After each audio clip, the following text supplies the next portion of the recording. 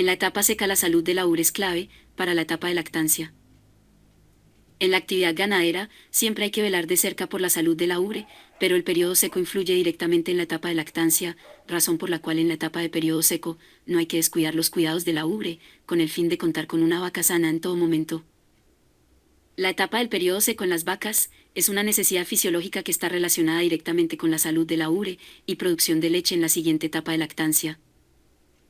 En las ganaderías especializadas en la producción de leche, se necesita de un cese en la producción de leche, antes que de inicio la siguiente lactancia. Esto se realiza con el firme propósito que la glándula mamaria de la vaca regenere el epitelio secretor para asegurar la producción de leche. En la siguiente lactancia, a esta actividad en el mundo ganadero, se le conoce como periodo seco.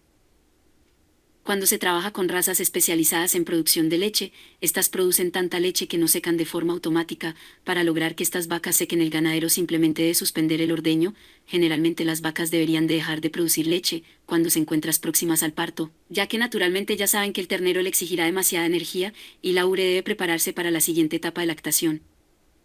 Con la información anterior, se puede definir que el periodo seco es el que está comprendido en la terminación de producción y el próximo parto. Por tradición se considera que 60 días es un buen tiempo para la etapa del periodo seco, ya que en periodos más cortos significan menos producción de leche en la próxima lactación. Lapsos de tiempo menores a 45 y mayores de 70 ocasionan una reducción de leche producida en la próxima lactancia del 20 al 25%. Las vacas en periodo seco deben ser tratadas y observadas con buena atención sanitaria, debido a que en esta etapa generalmente aumentan casos de mastitis. Por el inadecuado manejo sanitario, hay que tomar en cuenta que nunca deben de secarse vacas con presencia de mastitis clínica. Antes de iniciar la etapa del secado en las vacas, aproximadamente una semana antes, deben ser colocadas en un potrero aparte. Se debe retirar la suplementación de concentrados, sales minerales y granulados. Se debe suministrar pastos semisecos o secos de baja calidad y agua. La función es que de forma gradual ir minimizando la producción de leche.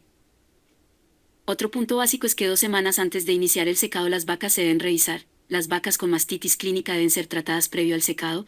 A las vacas con mastitis subclínica grado 3, el día de secado se deberá aplicar un antibiótico de larga acción y un tubo intramamario. En el periodo seco de las vacas, se presentan 3 fases.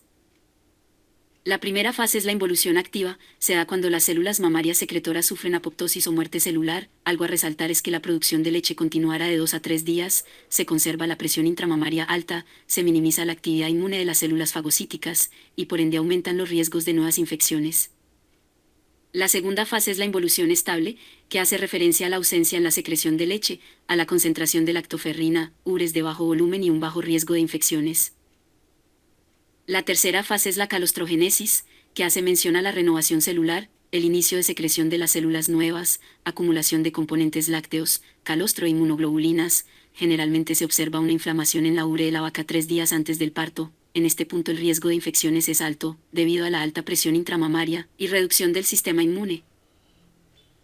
Podemos concluir que el periodo seco tiene como función contar con el menor número de cuartos infectados en la próxima lactación, con el fin de asegurar una alta producción de leche. Para poder conseguir este fin, se deben de prevenir la aparición de infecciones y tratando las presentes. El otro fin de este periodo es brindar el descanso de la glándula mamaria de la vaca, para que se dé la regeneración del tejido glandular que tiene como función principal la producción de leche. Otro dato muy importante es que para tratar la mastitis subclínica en las vacas es la etapa de secado, ya que se pueden utilizar dosis más altas de antibióticos, ya que la retención de estos en la ubre es por más tiempo.